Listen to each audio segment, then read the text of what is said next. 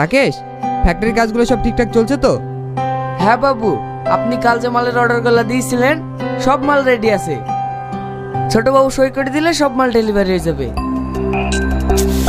আচ্ছা রাকেশ, এই যন্ত্রণার কতদিন ভোগ করতে হবে বলতো? সারা জীবন। মানে? কেন তুমি জানো না নাকি তোমাদের এই সম্পত্তি তোমার এই ছোট ভাইয়ের বোন নামে উইল করা আছে। একবার যদি তোমার পাগল থেকে ভালো হয়ে যায় তাহলে তোমাকে আর সারা জীবন চাকরি থাকতে হবে। চুপ কর তুই, তা আমি কোনোদিনই হতে দেবো না। কি করবে? কি করবে তুমি? খুন করবে? খুন? দরকার হলে আমি তাই করব। না স্যার, দরকার নেই, ও পাগল কোনোদিনই সারবে না। তুই কি বলছিস রাকেশ? হ্যাঁ স্যার, আমি ঠিকই বলছি। আমার একটা বন্ধু ডাক্তার, আমি ওর সঙ্গে কথা বলেছি।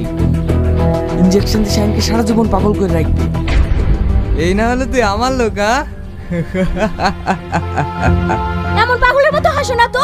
তুমি জানো না তোমার আব্বু মরার আগে উইল করে গেছে, আর সেই অনুযায়ী তোমার ভাইয়ের আবার বিয়ে দিতে হবে, আর সেই বউ হবে আমাদের হাতের খেলনা। সেই প্ল্যান আমাদের আগেই করা আছে মালকিন। তাহলে তুই আজ কি খোঁজ লাগা, এমন মেয়ে কোথায় পাওয়া যাবে? ঠিক আছে বাবু।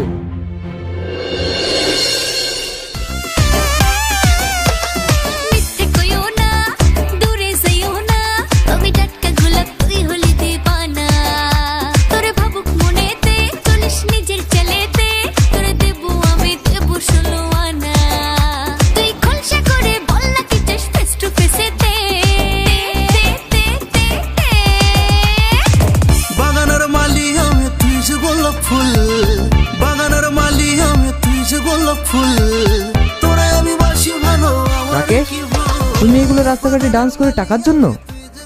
হ্যাঁ বাবু, মানুষ টাকার জন্য সব কিছু করতে পারে।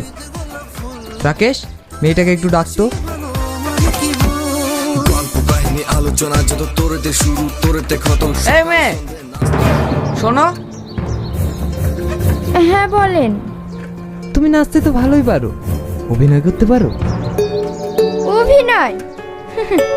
আমি অভিনয় করতে পারবো না। বলেন বাবু, কি অভিনয় করতে হবে? বউ সাজতে হবে। আমাকে বউ সাজতে হবে? হ্যাঁ, তোমাকে 6 মাসের জন্য বউ সাজতে হবে। তুমি পারবে তো? হ্যাঁ বাবু, পারতে তো আমাকে হবে। আমার অসুস্থ মায়ের চিকিৎসা আর আমার ছোট ভাইয়ের মুখে চারটে খাবার তুলে দেওয়ার জন্য আমি সব পারবো বাবু, আমি সব পারবো। রাকেশ, ওকে তুমি সব বুঝিয়ে দাও।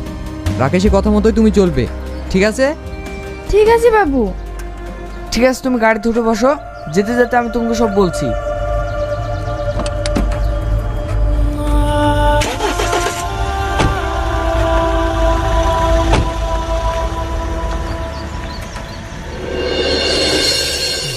না না, আমি অফিসার। এই, মালিকটা আমি না তুই? আর তোর কথা মতো আমাকে চলতে হবে নাকি? কি বলছে রে? এ ছুড়া তো বইকে বইকে আমার মাথা খারাপ করে দেবে। একটা প্রজেক্ট নিয়ে আলোচনা হচ্ছে, তার মধ্যে ঘেনার ঘেনার।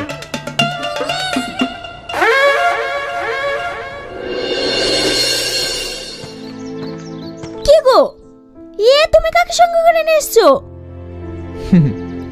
এটাই তো তোমার তুরপের টাস। তুমি বলেছিলে না শাইনের বিয়ে দিতে হবে, এটাই তো শাইনের বউ, কিন্তু সাজানো বউ। তোমার নামটা কি জানো? সালমা বাবু। ও, ওই দিককার ঘরে থাকে শাইন, তুমি ওই ঘরে যাও। ম্যানেজার যেভাবে বলেছে সেই মতোই চলবে।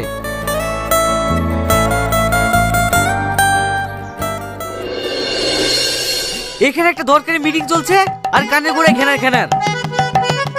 সব সময় কানে গোড়ায় ঘেনা ঘেনা করবে। তোকে আমি... কে তুমি?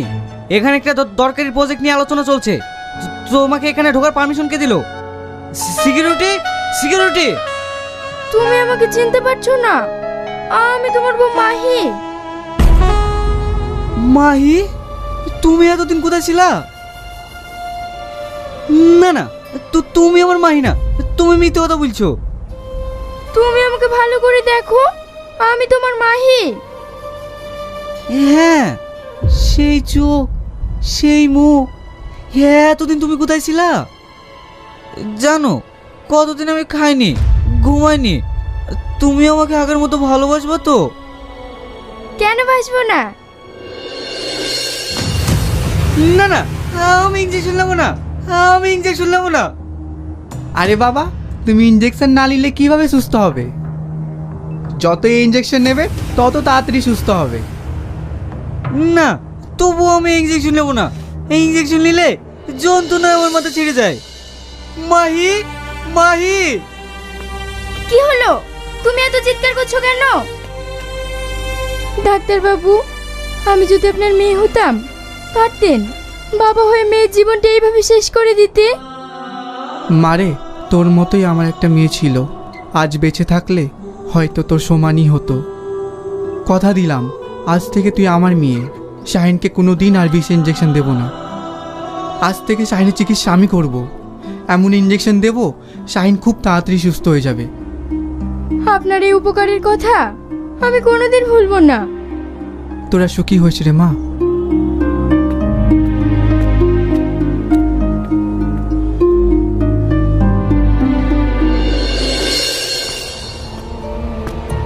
কি গো, আজকে উকিলের আসার কথা ছিল না? আর সালমা তো প্রায় 6 মাস হতে চললো। এর মধ্যে যদি তোমাকে কোনো চিন্তা করতে হবে না, সব কাজ প্রায় রেডি। আজকে ওগুলো আসবে। দাদা ভালো আছেন? আপনাদের জন্য সুখবর আছে। আরে উকিল বাবু যে, আসুন আসুন, বসুন। আপনার বাবার উইল অনুযায়ী আমি সমস্ত পেপার রেডি করেছি। শুধু ছোট বইয়ের একটা সই, তাহলেই সব সম্পত্তির মালিক হবেন আপনি। আজ যদি তোমাকে আমি না পেতাম তাহলে কখনোই আমি ভালো হতে পারতাম না। সারা জীবন আমার পাশে থাকবে তো মাহি? আমি মাহিনা, আমি সালমা, সেটা তুমি জানো না। আমি জানতেও চাই না। সারা জীবন তুমি আমার কাছে। আসসালামু আলাইকুম গাইস, কেমন আছেন সবাই? আশা করি সবাই অনেক অনেক ভালো আছেন। তো আমি দেখাচ্ছি আমার সোনা বাবুটা কীভাবে ঘুমাচ্ছে, মানে আমার ছেলেটা কীভাবে ঘুমাচ্ছে। ছোট্ট বাচ্চা তো, মানে সে ঘুমিয়ে আছে। আর তার পাশে একটা কোলবালিশটা আলাদা, সে জড়িয়ে ঘুমাচ্ছে না। আর মশারি টাঙ্গাইছি আর কি, আমি মশারির ভিতরে থেকে ভিডিওটি করতেছি। আমার ছেলের নাম হচ্ছে আরিয়ান আহমেদ। অনেক চঞ্চল, সারাদিন আপনার চঞ্চলামি করে। শুধু নতুন হাঁটা শিখছে, এখন শুধু দৌড়ায় আর কি, দৌড়ায়।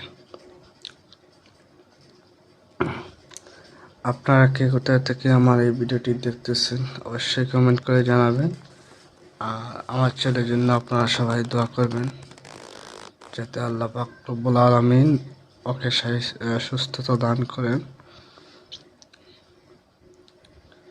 আর দুনিয়া যত বালাই আছে সব বালাই ওর কপালে দেন।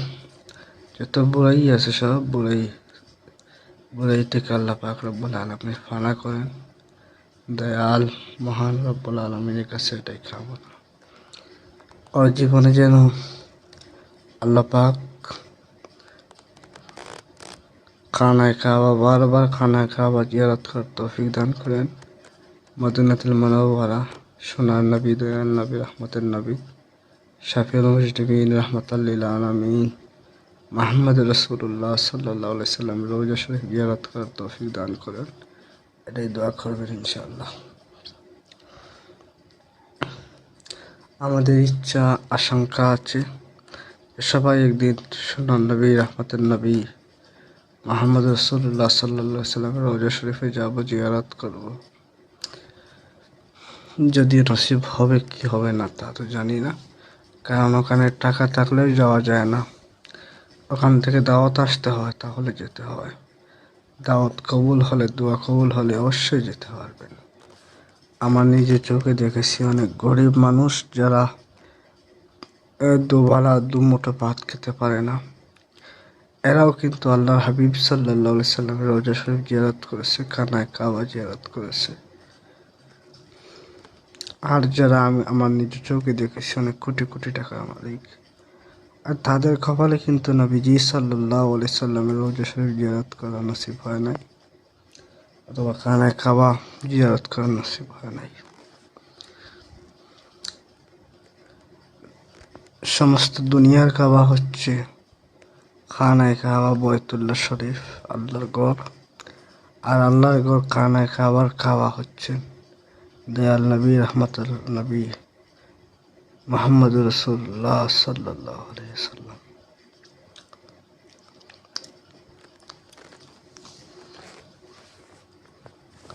মশারি থেকে বাইরে হচ্ছে